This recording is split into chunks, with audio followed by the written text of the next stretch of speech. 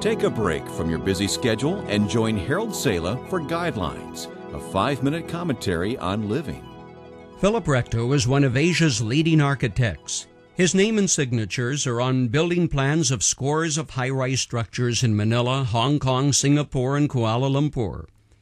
His firm usually has 30 to 40 projects on the drawing board at the same time.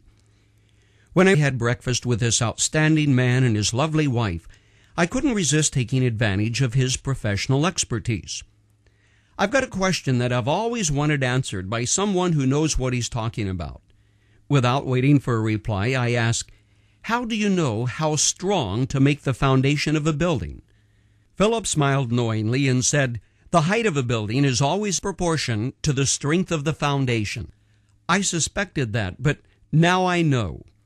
The strength of the building's foundation is the most important part in the planning, and likewise, laying the foundation in the lives of our children is tremendously important. If a building's height is determined by the strength of the foundation, is it not true also that the height of a child's accomplishments may not also be determined by the strength of the foundation which parents lay in the formative years of the parenting process? Helping your child understand that he is a person of value and worth helps lay the foundation of self-esteem.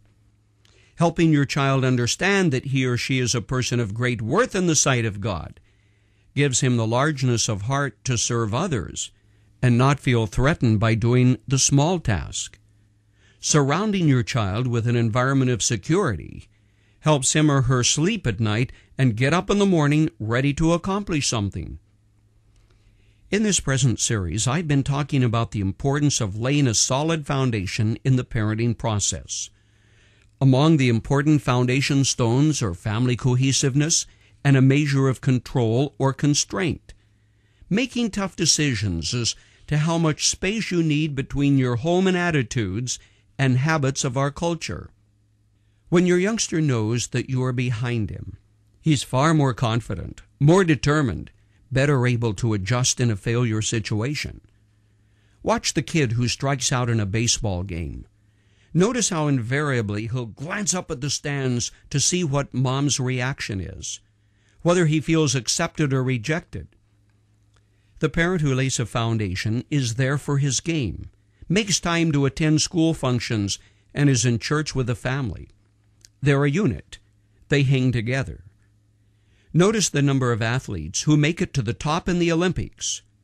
There are exceptions, but generally their families paid the price of discipline, of rising early to take them to practice, of driving to support their kids when they play. At the same time, the parent who lays a solid foundation has to decide how much outside interference a youngster can handle. Simply put, he's got to decide what is important and how to protect that.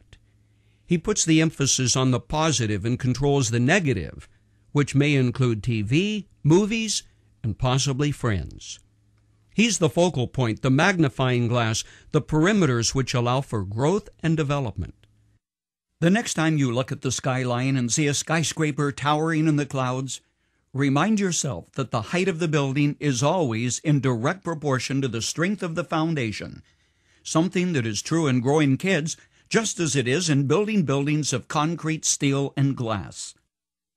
Please forgive my bias, but I am still convinced that your influence in the life of your child may well outlast the skyscraper on the horizon. Think about it when you get discouraged in the task of parenting.